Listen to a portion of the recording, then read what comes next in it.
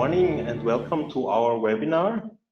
Today we will talk about e-commerce in India, but not only about e-commerce, we will also talk about new technologies and how these new technologies influence e-commerce, retail, and how they can empower business. Before we go into the details of the presentation, let me just mention a few organizational things.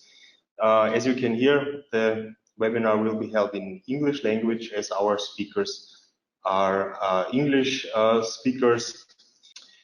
Then let me also use this slide now to introduce or to promote the flagship event of our organization next week, the Exporttag. It will be held as a digital or online event next week on Tuesday.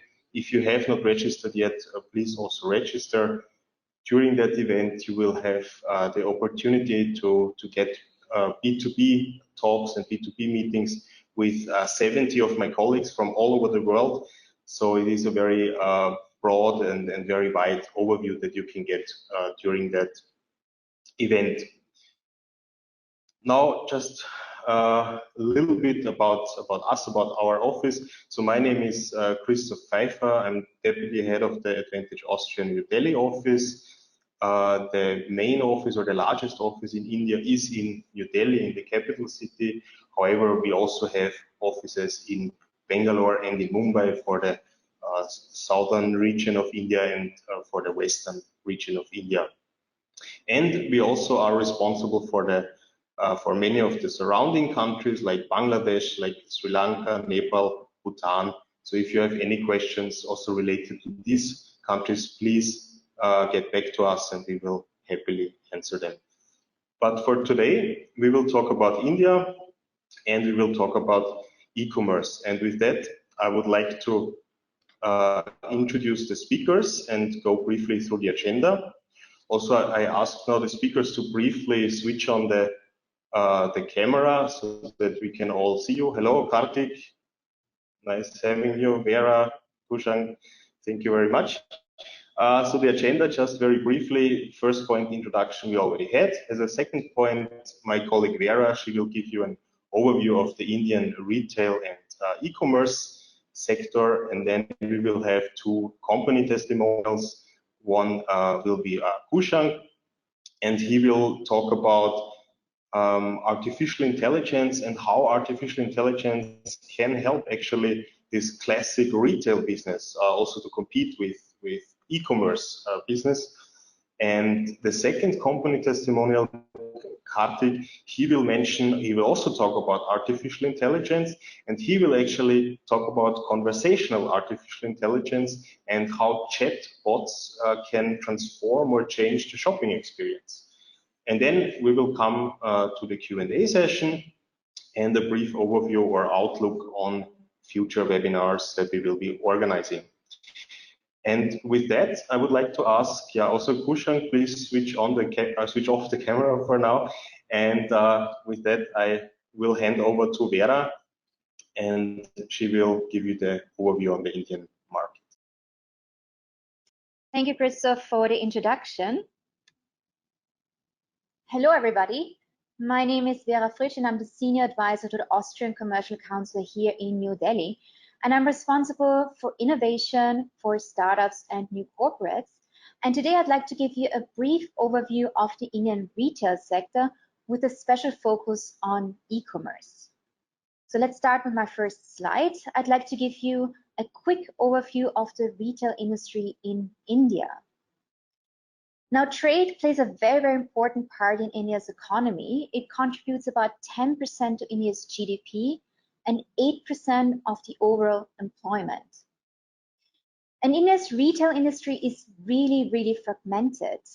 More than 80% of the entire retail industry consists of MSMEs, micro, small, and medium-sized companies. So we have hundreds of millions of small retailers in India that operate primarily on cash. Now, 80% is a really high percentage if you compare it to other BRICS countries like China, for example, with 55%, and Brazil with 35%. Now let us focus on e-commerce. And I'd like you to focus on the graph here in the middle, in the bottom in the middle. And you can see here clearly, currently, only 5% of India's retail is online. It's a very, very low percentage. Now, if you look to the graph here on the right, already in a couple of years, by 2025, this percentage will increase to 15%. So we're expecting a tremendous growth in that industry. And it means exactly that India is currently the fastest growing e-commerce market in the whole world. There's no other country worldwide that is growing faster in online retail than India.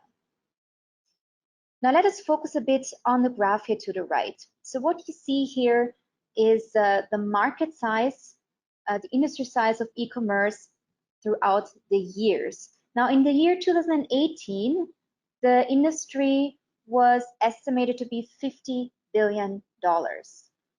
By 2027, it will be a $200 billion industry. So again, you can see this tremendous growth in the industry.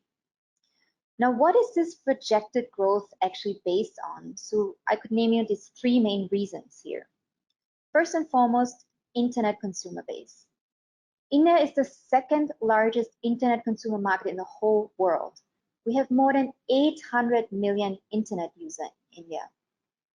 Secondly, it's because of the launch of 4G networks across the country that definitely propelled the growth in India. And the third reason would be overall the increase in purchasing power, the increase in wealth in India. And by 2025, we're expecting online shoppers to reach about 220 million people. So these are really impressive figures. My next slide will talk about the key players of the industry. And I just want to name a few big key players here. This is not a comprehensive and exhaustive list. So if you're really interested in having a full list of all the key players in the e-commerce market, I'm happy to share that after the webinar. But let us focus now on Flipkart. Flipkart is the Indian pendant to Amazon. It's an absolute success story. It was founded in 2007. And a couple of years ago, Walmart invested about, well, it was a big deal of $16 billion. And Walmart bought the majority share of Flipkart with 77%. So this was the biggest e-commerce deal worldwide that happened. And currently, Flipkart is valued at $20 billion. A few years ago, Flipkart acquired Myntra, which is also a very, very big name in the e-commerce space. It's a fashion online retailer. It has a valuation of $1.7 billion. Two other big names I'd like to mention are Snapdeal and Amazon India, and both of them are directly competing with Flipkart. And the last name I'd like you to remember is Nykaa.com. Nykaa is very important for India because it's really India's first big name in the beauty market, in online beauty market. It was founded in 2012 and is very, very successful. All right, let's go a little bit more into detail now with this slide. So now I'd like to talk about the segments and the demographics of e-commerce. I'd like to draw your attention to the graph here on the top right. So what you see here are the segments of e-commerce by value. And it shows clearly that almost half of the whole market is dominated by electronics. This is closely followed by apparel with 29%. And then we have a huge gap. Then we have home and appliances with 9%, baby, let me see, where is it? Baby and personal care with 8% and books with 3%. So this is the current scenario. Now by 2025, there will be a huge shift. We will see that the non-electronics categories will take up 80% of the current share of the future share of online retail. So that's a very big shift. Now, when it comes to demographics, it's very interesting to understand that we're expecting the biggest growth from the small cities of India. We call them the Tier 2 and Tier 3 cities of rural India. And you can see this specifically in numbers in the chart here on the bottom right. Tier 2 and Tier 3 cities, I can send you a complete list afterwards if you're interested, but these are not the big cities. I'm not talking about Delhi, Mumbai, Bangalore, Chennai, or Hyderabad. I'm talking more of unknown cities, maybe unknown to you, like Kochi or Jodhpur, for example, in Rajasthan. These are the Tier 2 and Tier 3 cities.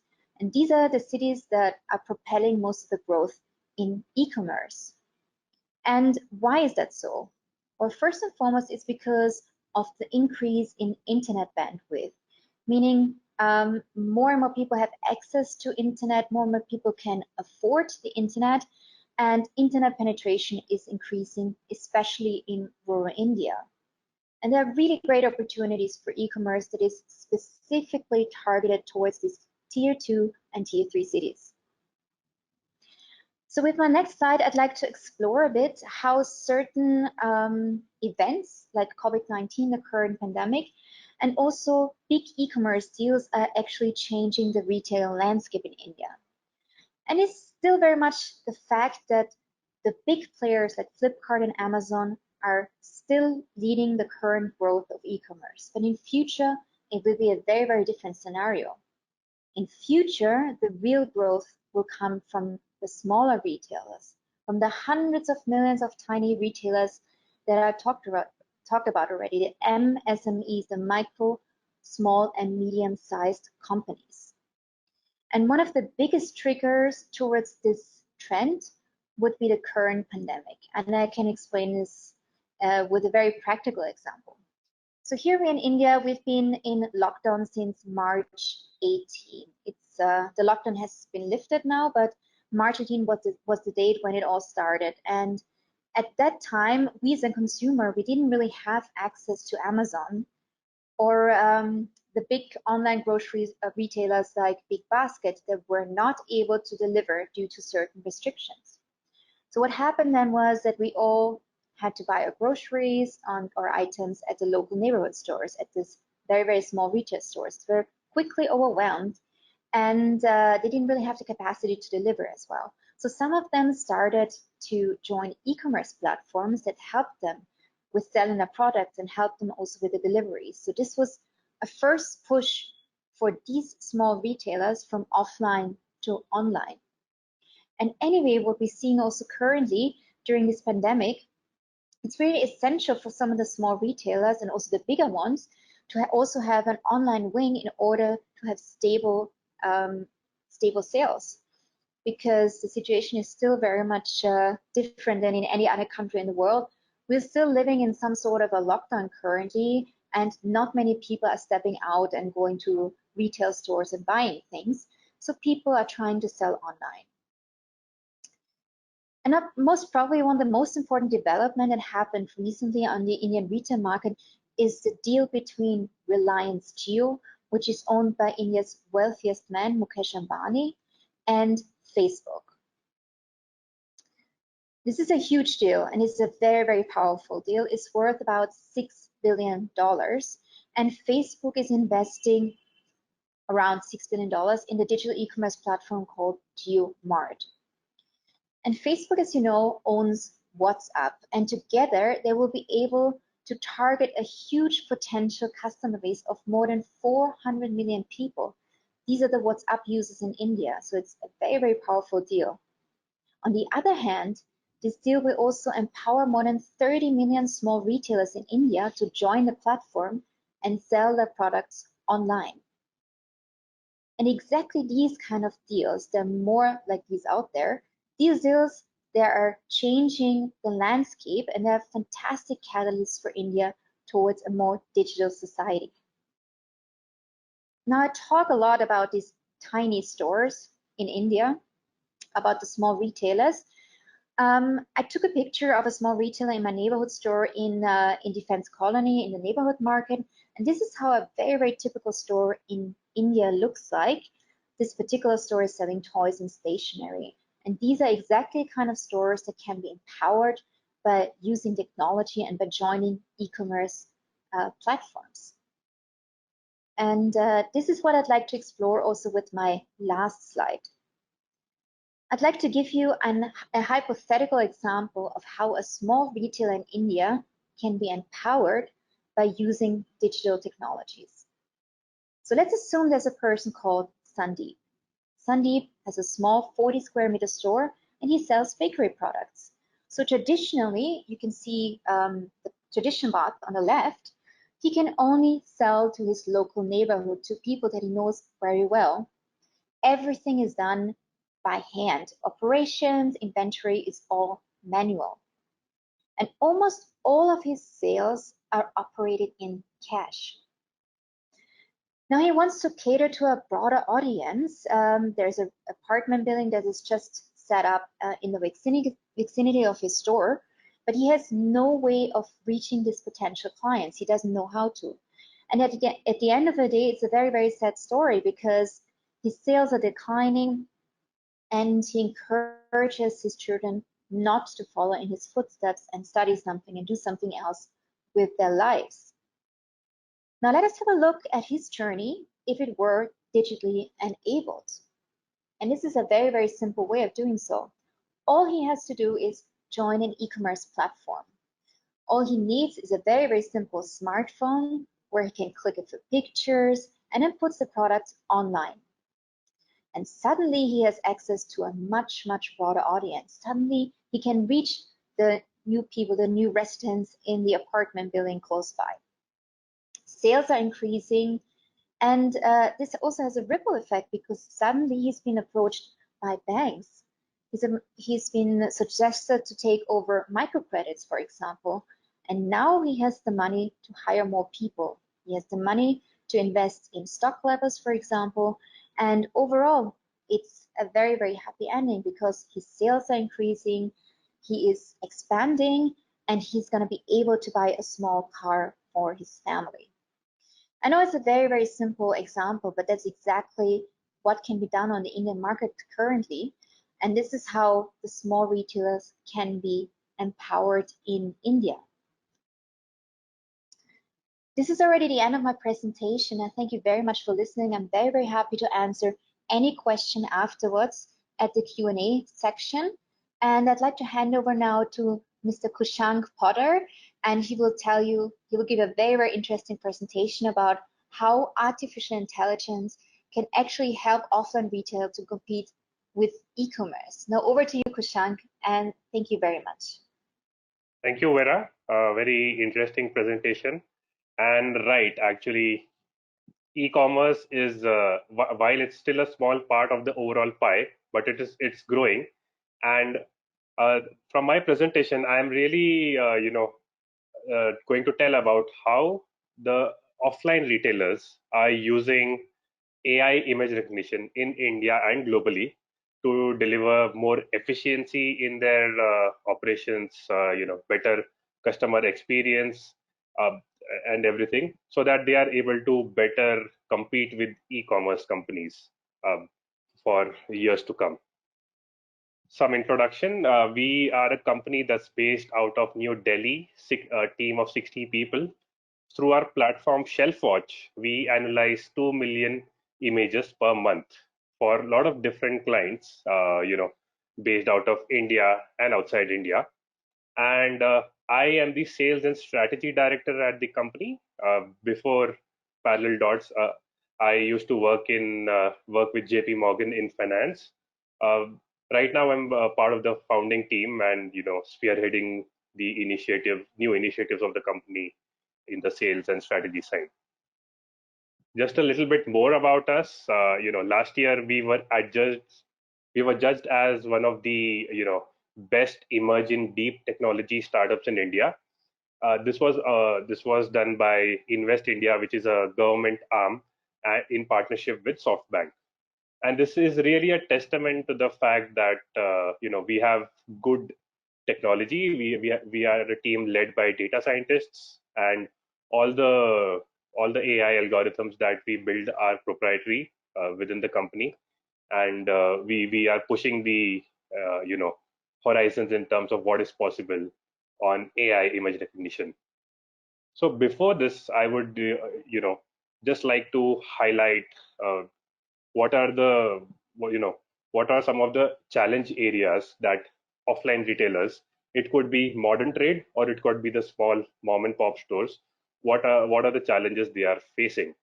So sometimes as a customer, when I walk into a store, a lot of times what will happen is that I'm looking for a certain product, but I don't find it on the shelf. That's where the switching to the to some other channel happens. Or if it is a big retail store, navigating and finding those products is also a challenge.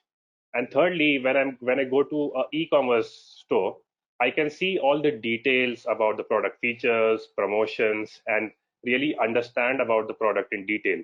However, that's a big challenge when you getting to know about the product features and promotions is a little bit of challenge in the offline retail world. And this all really boils down to the main big retail challenge, which is that all the maintaining retail shelf visibility compliance is very hard and expensive. Both FMCG companies and retailers spend a lot of time and effort and energy in creating plans about what products should be shown, what should be the planogram, and how should we show the promotions and everything. But uh, the reality on the ground is very different. Stockouts lead to say a loss of sales of up to 4% for lots of retailers in developing and developed markets. Typical planogram compliance rates are below 50%.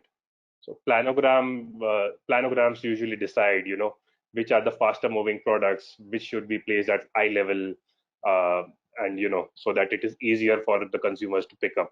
But it is not being uh, applied very well across in reality. And also FMCG companies like your Unilever, Nestle, Reckitt Benckiser, they invest a lot in trade marketing through promotions or posters and and putting the products, merchandising their products on the shelves, but they really have no visibility into what kind of execution, whether the execution is in line with the plan. So these are the challenges. And really, when we think of how image recognition will be used in the retail industry, big time. And I think it will happen in three phases. Phase one is already here, where where the retailers and FMCG companies are attacking the lowest hanging fruit, and just ensuring that whatever the visibility is there of the products on the shelf, it is complying with what has been planned. That's the one thing. I think as a next step, a couple of years from now, which some lot of the retailers will have cameras looking at different shelves, and let's say anything goes out of stock, they will get an immediate notification that certain product is out of stock, and it will be quickly replenished to kind of pretty much eliminate any loss of sales due to out of stock. We also have some clients which have started their path on this journey. And if you look a couple of more years into the future, the same cameras which were then used for finding out of stock products will then be used to power self checkout stores, where you just walk in, take a product that you want, walk out, all the money will be deducted from your account automatically. You don't have to wait in line uh, at the checkout counter. So Amazon Go has already started it, but just like self-driving cars, if you take a long-term view, this thing will become mainstream in years to come. My presentation is primarily on phase one, where AI, image recognition is used for perfect retail execution. Currently, both retailers and FMCG companies use two ways to monitor their monitor visibility execution. Either you have some infrequent audits through a third party, or someone senior in the company will go and visit some stores, but it is it is done on a sample. It's time consuming. It's not very immediate, and yeah, it's done infrequently, not scalable. Another approach that a lot of companies use is that they rely on self-reporting by the people on the field. So a store manager would say, yes, I have completed the planogram arrangement, or a merchandiser of a FMCG company will say, yes, I have put up all the promotion details, put up all the range of products for our brand. But it is prone to error or some kind of manipulation because it is self-reported and it cannot be verified. And this is where Shelf Watch steps in. And what was missing is that it was really impossible for the head office of a FMCG or retail company to keep an eye on every shelf. Now, but with AI image recognition, they can see exactly what's happening on each shelf, and I find out where things are deficient. So how it works, it's really very simple. Uh, with a mobile phone app, uh, the person on the field, it could be a merchandiser for a FMCG company or the store representative for a retail company. They they they arrange all the products on the shelf as per the guidelines and click pictures. These pictures automatically get uploaded to the cloud, where AI analyzes the pictures and identifies, uh, breaks down that picture into different KPIs and see whether all those KPIs are compliant or not.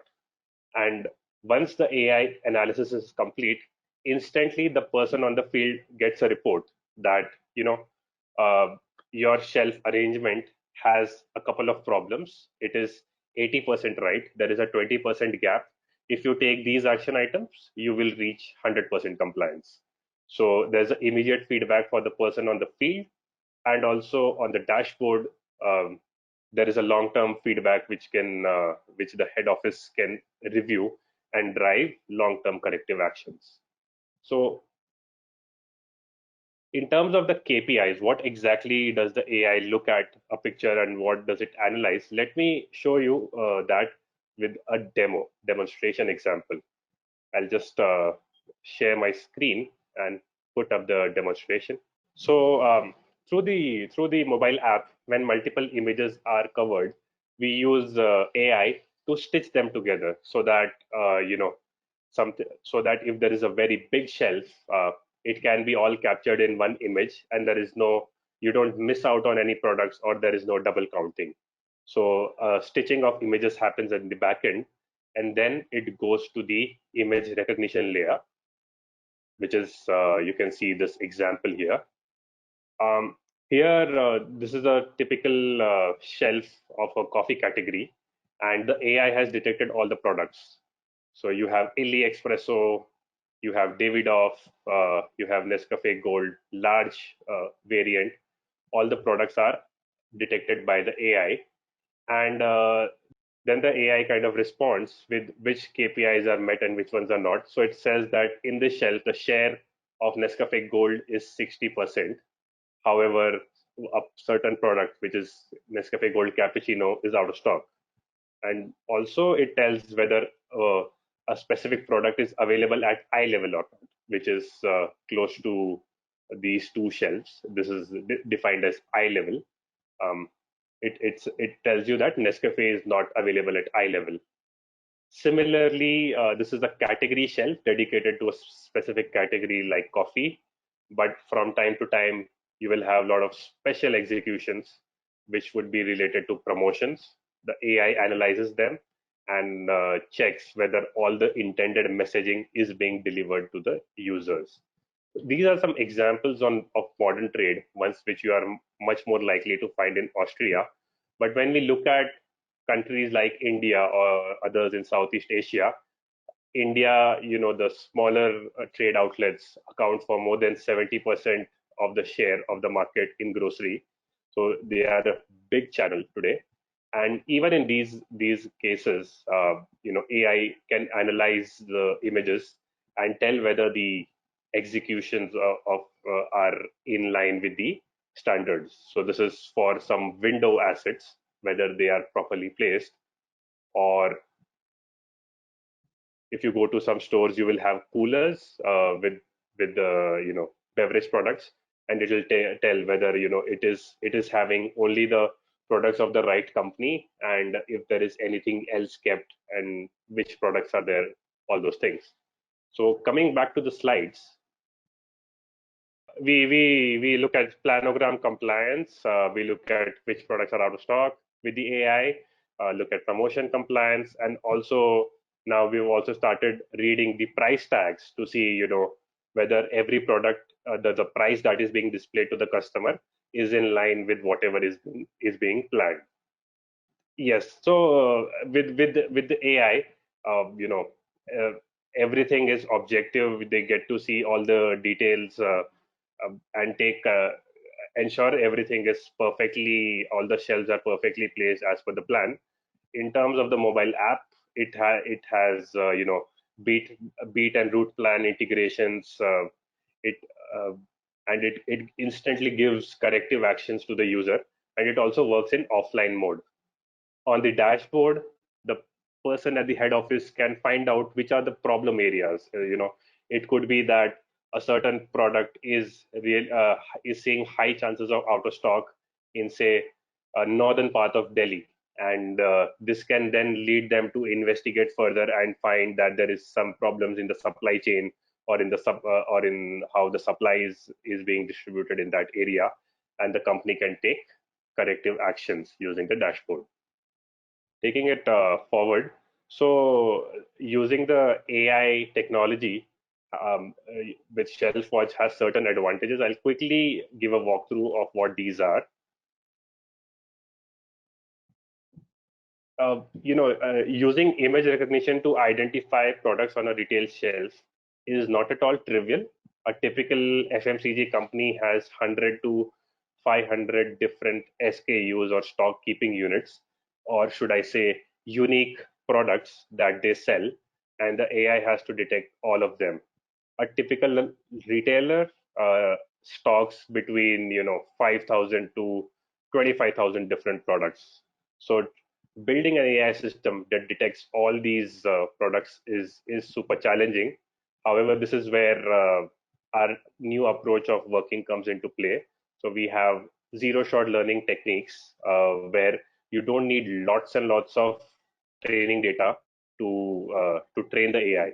So if we have just one pack shot of a product, we use that to teach the AI that this is what a Doritos looks like, and also once you train an AI model, there is always, the market is dynamic. There will be new product launches, old ones going away, new design variants of old products coming in. So the AI quickly adapts to these changes. Any new product is introduced, it learns to recognize that in within 24 hours. It's also fast in terms of you click a picture, and you within 5 minutes you get a feedback that these are the problems, these are the things you can do to fix it. And this way, it along with monitoring the compliance, it also acts as an assistant to the people on the field.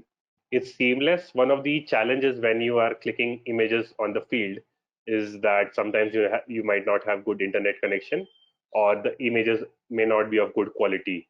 So we've put in some measures to make to collect images offline. And also, let's say if there is the images of a poor quality, the AI detects that there's a problem in the image, and instantly tells the user that you need to retake the image because of certain issues in it. Also, since we use one shot learning technique, and we train our AI very efficiently, the cost of this solution is quite affordable.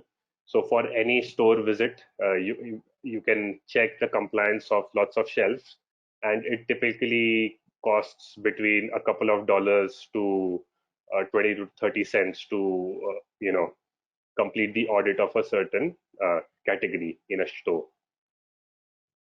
And finally, the important part is how accurate this is. We when you start the when this program is started, it starts with a 95% accuracy, and like any AI system, it learns as it gets more data and eventually reaches an accuracy of 98%.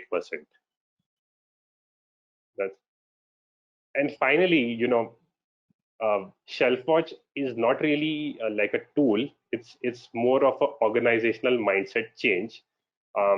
Some of our clients, have put it into their workflow, and it has helped them create a virtuous feedback loop. So initially, there was no feedback flowing within the company with regards to visibility compliance. But with ShelfWatch, there is a feedback flowing. So people on the field click images, AI analyzes those images, gives some instant feedback. Um, you know, it helps them avoid stockouts, and through the dashboard, there are long-term feedbacks which clients can put into motion. And also, you can assess the performance of different people in the chain, whether the retailer is complying with whatever has been agreed in terms of the visibility, whether merchandiser is performing as they should be, if there is a new launch, if there's a new product launch, whether it is being displayed in all the stores as per the plan. And yes, so this is how a shelf watch program creates a virtuous feedback loop.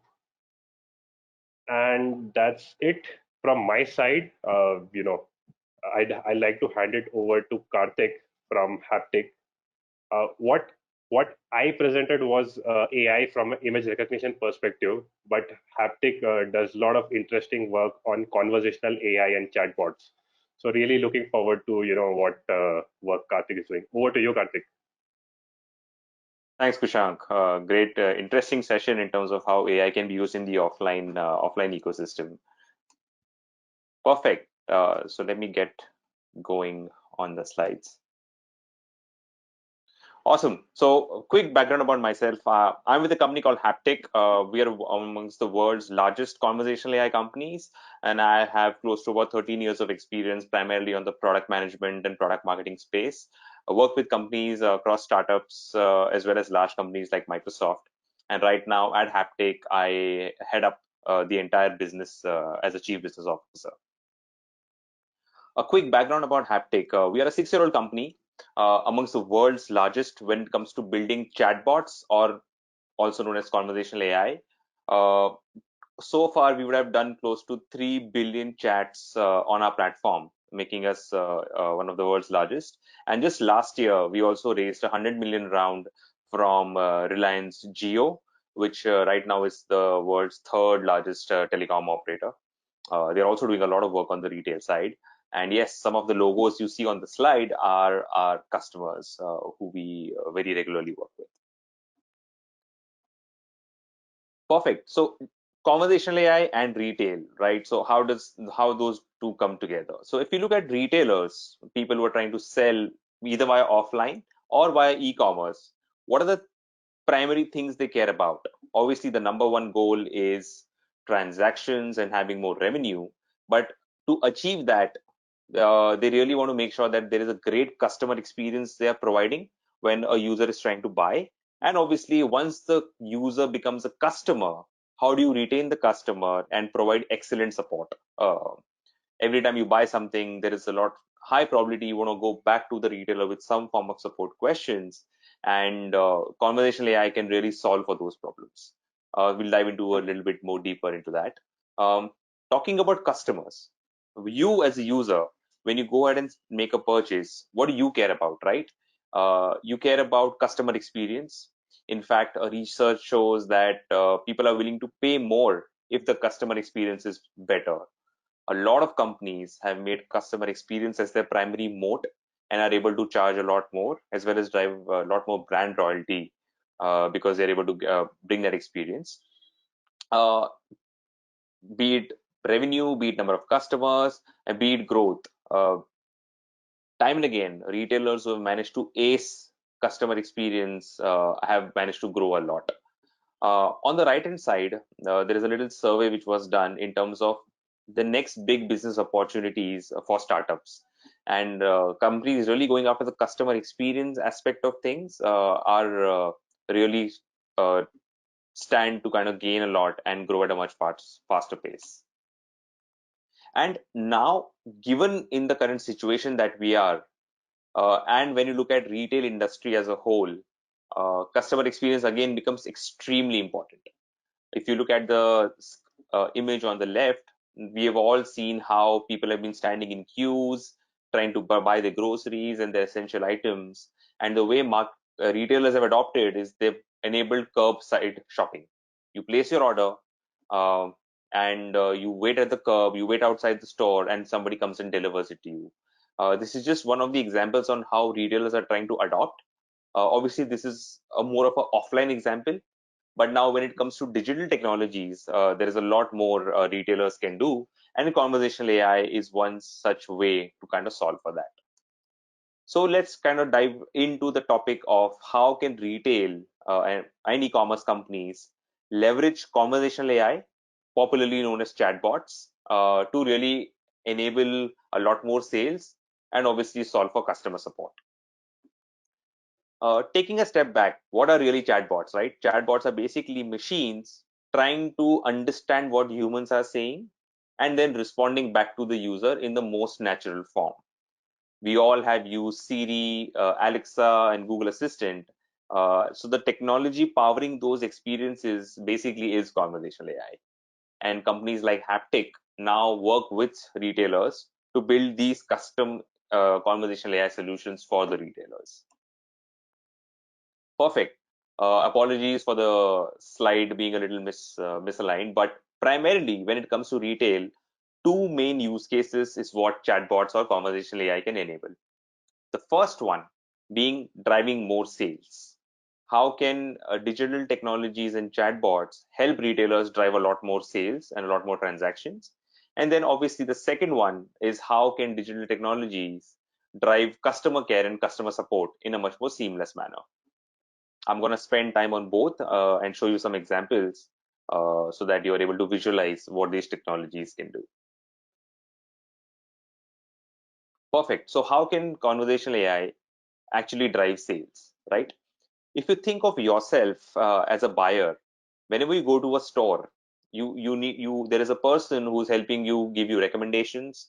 There is a person who is guiding you based on what is that you're trying to buy, what is the right product for you.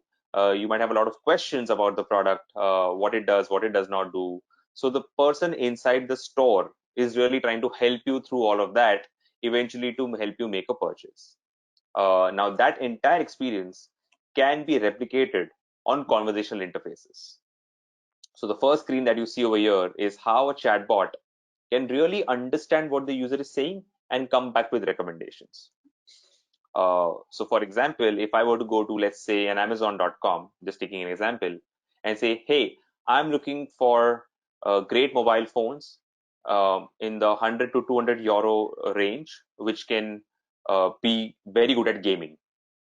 Technology has now come to a point where it can understand all of this and then come back with, say, 4 options, which might be very relevant for you. So recommendations is one aspect. Second aspect is, all right, here are the 4 options you've shown me, but hey, what are users saying about it? What are customers saying about it? In case of mobile phones, customers might say, hey, Samsung phone A heats up a lot versus the Apple iPhone is great for taking photographs. So conversational AI engines can really understand all of these nuances and then recommend the right product to the user. And then finally, obviously, as you zero down on your final product, you might have a lot of questions. What is the warranty? How much does the battery last? What do I do if I have to replace the product, right? So chatbots can also answer these questions, thus basically replicating what a sales assistant can do in a store, doing that exactly on a digital medium. The best thing about chatbots is that they can go on multiple platforms. They can go on Facebook Messenger, on your app, on your website, even on Alexa, where you can talk and make a purchase, which is why the technology is fairly extensible on multiple platforms. Let me actually show you a quick demo of how this entire conversation works in a live scenario. I'll quickly turn my screen to show you a video demo so that you are able to visualize the entire experience. If you look closely, the user is trying to buy a shoe, and he's chatting with the bot and asking users, okay, hey, how can I buy a shoe?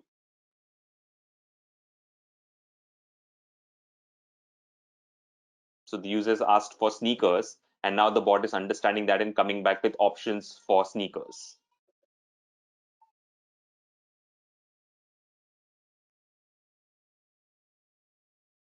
The users now said, okay, I want something in the $40 to $60 range only, and that filtration has happened, and now you see sneakers in that particular price range. Obviously, people have preferences, so now you will ask further follow-on questions, and the bot will be able to understand that as well. So in this case, user wants only black options, and that's what the bot has understood. And there is something called Chelsea boots, which the bot has come back with as a response, as a option. If a user does not know what that means, they can just ask, okay, what do you mean by Chelsea boots? This is the Q&A aspect of things, and the bot is describing what do Chelsea boots mean, how are they comfortable, and things like that.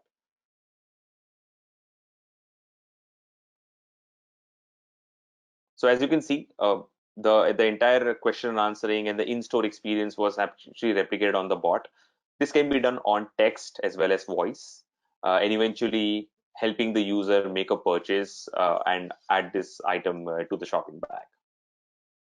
So that's the first use case on conversational commerce. Let me go back to my PPT, and I'll now dive into the second important use case around customer support. Now that you made a purchase, almost all of us, a year or 2 year down the line, have some of the other support queries based on the purchase we've made. Just yesterday, my Apple AirPods did not work, and I had to then reach out to the Apple customer care, ask what's really going wrong, read up their manuals, and then figure out what can I do to make it work again. Across industries, across retailers, support is a very important aspect of their business operations.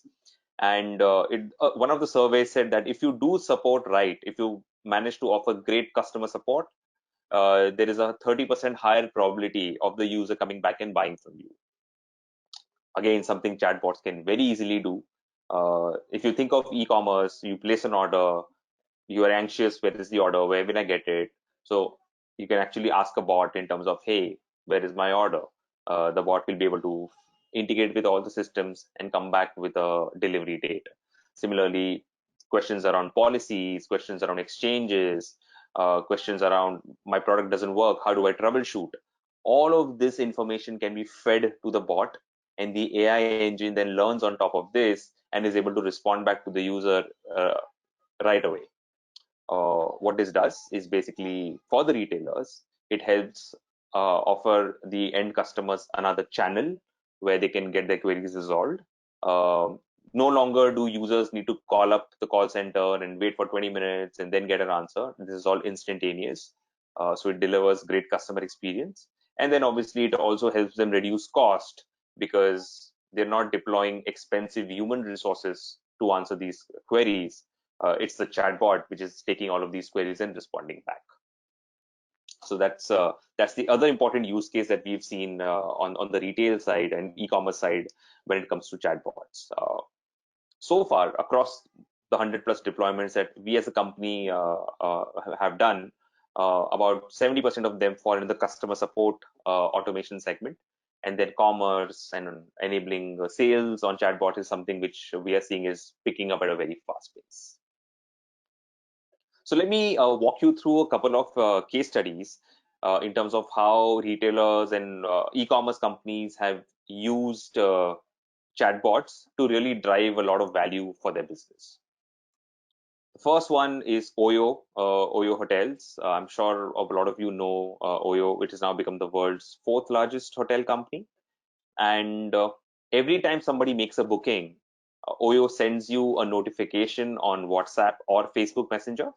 And then if you have any questions around your booking, instead of calling the OYO customer support number, you can just chat with them on WhatsApp or Facebook.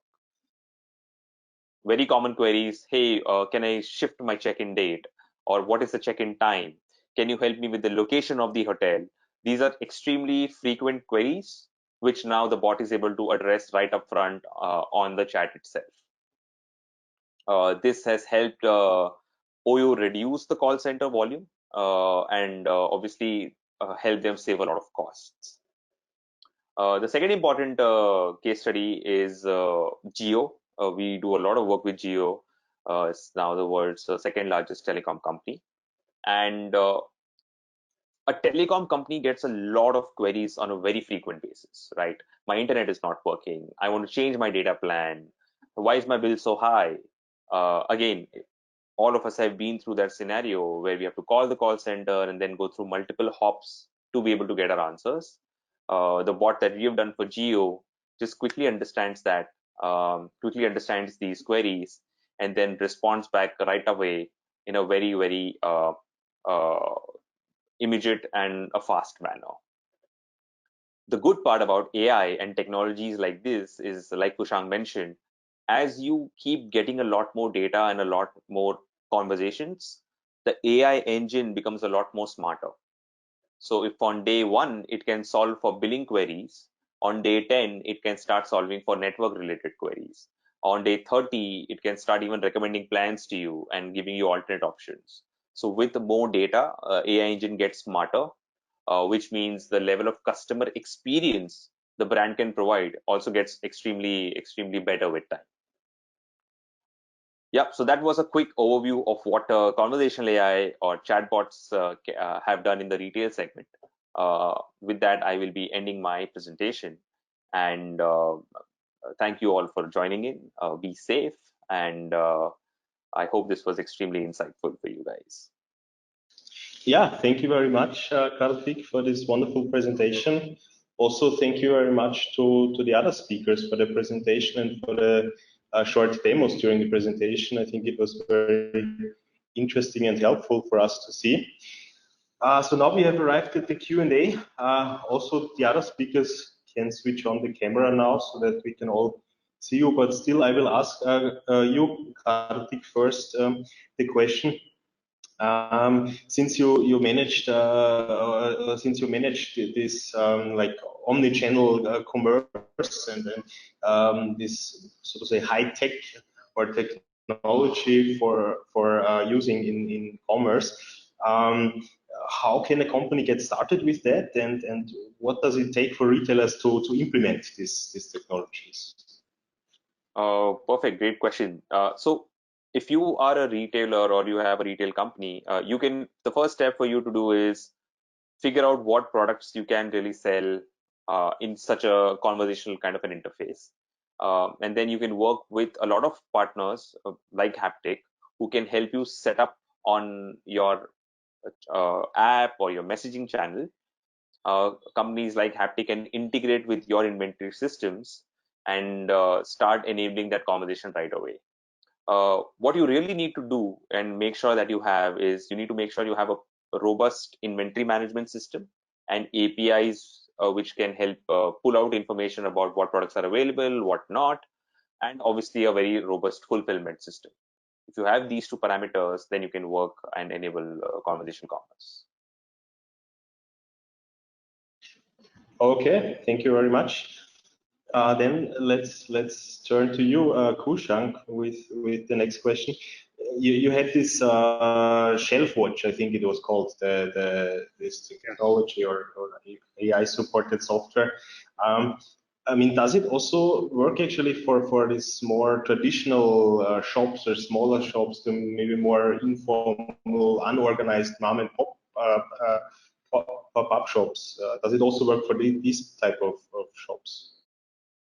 That's actually a great question, and especially in a country like India, they account for more than 70% of the volume, the value for grocery segment. And this is also one area where FMCG companies want to focus a lot, because there is no intermediary like an e-commerce platform or organized retailer. So it's very important for them.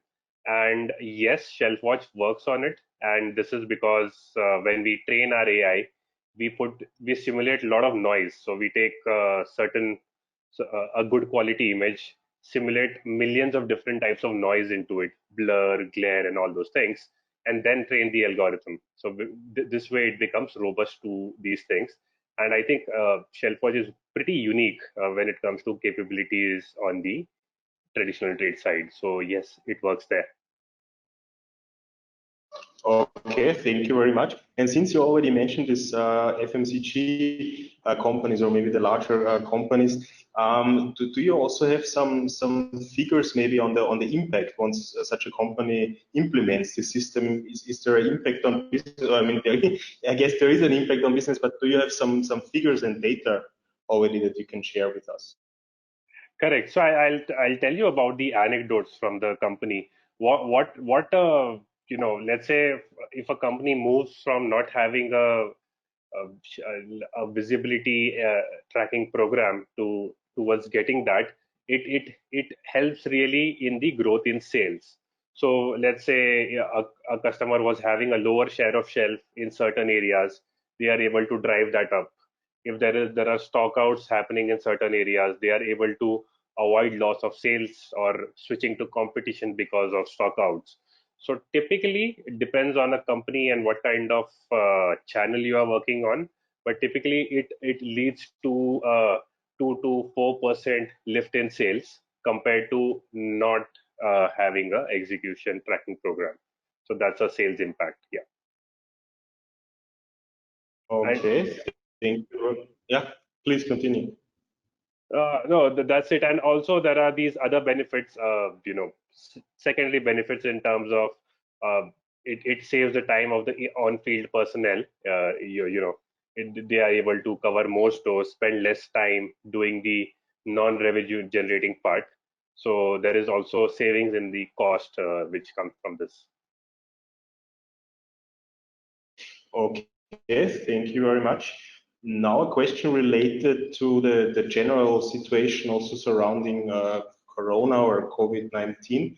In Austria, the situation is already or has improved already quite a lot. Here in India, we are still a little bit, yeah, uh, not yet that much ahead of the curve, so to say. My colleague Vera already mentioned before a little bit on that. And now the question regarding COVID-19 in India and regarding specifically the retail industry. Are the retail stores open, Vera? Can you share with us your impressions? Yeah. So as we all know, or some of us know, I mean, the COVID-19 situation in India is a bit of a problem. Yeah. It's not like any other country in the world, I would say. Right now, officially, we're out of the lockdown, but we all still act as if we were in a lockdown. And I explain this a bit more into detail later. Officially, since 8th of June, it's the shopping malls are allowed to open, restaurants are allowed to open, for example. Retail stores were allowed to open even before that. But what we see, at least in Delhi, and I think it was in Mumbai and in your locations, that people really refrain from going out, from going shopping. It's not like it used to be before COVID-19, not even a little bit. And many of the restaurants also decided to still close the restaurants. They don't want to open it. And many of the big retailers, like big brands, like electronic brands, for example, they only open about 30% of their retail stores. So what it actually means for Indian retail means lots of people are shifting from offline to online, or they add an online channel to their business model. If you think about Hindustan Unilever, for example, which is a big FMCG company, and other big electronics retailers, their sales are actually stable because they're coming from the online channel. So that's a big shift. And just to give you a few figures when it comes to COVID-19, this is just general information. Unfortunately, the situation is not so good in India. What happened was after the lockdown, which lasted really 2 to 3 months, it's not really flattening the curve. We haven't seen it yet. The peak hasn't reached yet, unfortunately. And currently, if I look at the numbers, we are fourth highest worldwide of the total cases, right after the US, Brazil, and Russia. And in Delhi alone, we had about 4,000 cases in one day. So yeah, it's not ideal, but it's not all too bad for the retail sector if there's an option for online. But what do you think, Kartik or Kushank? Do you agree with that, or what is your opinion on that, COVID-19 and the retail sector? Oh yeah, for sure. I think it's one of those sectors which will be very, very severely hit. If we do get into a second wave, there is prediction that a lot of small retailers and restaurants will not even survive and might have to shut shop. So at this point in time, it does look like uh, the situation is not that great from a business point of view. Mm. So, I will also add, basically, grocery was one of the smaller channels if you look at e-commerce before COVID. But after COVID, everyone is relying on e-commerce for the grocery. I think in US that number has reached 30% share of e-commerce in the grocery sector. So it has really, whatever growth was expected 3 years, in 3 months, they've got 3 years worth of growth. And that's the challenge. Right now, but I think some of the clients, how they are responding is things are returning to normal. Work is all returning to normal, and they are doing assessments in terms of whether their supply chain, whether they are able to put the product across everywhere, and also assessing whether how many of the shops are open, how many are closed. So uh, they are getting back on the feet, all the retailers, offline ones. Okay, thank you very much for your impressions on the current situation regarding Corona. I just want to mention also that we have on our website WKO.at, we have a specific news section dedicated towards the current Corona situation in India. That's on the WKO.at side. It's in German language, and then on the website Advantage Austria. .org. We have that in English language, and we also do all the linkages towards the government issued document regarding locking or unlocking or permissions and what things are not permitted still. Yeah, since you also mentioned now briefly groceries and grocery market, Vera, let me ask you one question. What are the or are there any big players in the online grocery market? Yeah, absolutely. I mean, the first name that I can think about is Big Basket. I mean, we all relied on Big Basket during the lockdown a bit. Big Basket is really, really big. It's, I would say, one of the biggest key players. And before COVID-19, I read that Big Basket delivered about or made about 100,000 deliveries per day. And another big name I could think about is Grofers, for example, or Nature's Basket. And I think they take about 80% of the whole online grocery market. We also have Flipkart and Amazon. So what's interesting in India, Amazon has an own department that does groceries called Amazon Pantry. And then we also have Flipkart with Flipkart Grocery. So they're also shifting towards online grocery. And yeah, I think because of the pandemic, I mean, this will be even pushed further. The growth will be tremendous in that sector. And I think especially companies like Big Basket will be very successful. What I can do, if anyone is interested, I can research a bit the entire list of the big players in the e-commerce marketing in the e-grocery market, and I can send it to whoever is interested. So I think there is also an email address here in New Delhi at wko.at, so everyone can just write an email and we can answer them also like a bit more detailed, I would say. Yeah, thank you very much. Thank you also for referring to the emails and to the contact details. We will of course get also back to all of the questions that require a little bit more in-depth research and that might stay still open at the end of this session. But let me take one question now that has also come from the audience just now. It's on tech or technology transfer between you and between potential Austrian company. Kartik and Kushank, do you have already thought about something like this, working together with overseas companies and engaging in technology transfer, or is that on the agenda or roadmap? Oh yes, haptic is growing very fast in the US, UK, as well as the European market. So if there is any company who would like to take this technology in that market, we would be more than happy to work with them. Just one more point, we do support a lot of other languages apart from English. A lot of European languages is something which our platform supports, so it can be made extremely contextual. So short answer, yes. I would add, this is also this is something really that we do. And partnerships is one of the, levers that we use to kind of expand our reach beyond India. We are doing a lot of projects in countries like South Africa, Southeast Asia, Latam, and a little bit in Europe. So yes, very much up for such partnerships, and yeah. Okay, thank you very much. With that, I would like to ask our speakers. First of all, I would like to thank you guys again for the wonderful presentation and also for the demos and for the Q&A now. And I would like to give you now the window of opportunity, so to say, to say goodbye to our audience before we move towards the agenda for the next upcoming webinars. And now let's just give you a quick heads up for the next webinars or innovation webinars that we are organizing. The next one will be in September, at the end of September. It has to do with the future of finance and with blockchain technology. Then in December of this year, we will have a webinar on the IT and IT-enabled services industry. What are some trends in that field, and what might be some offshoring opportunities for Austrian companies?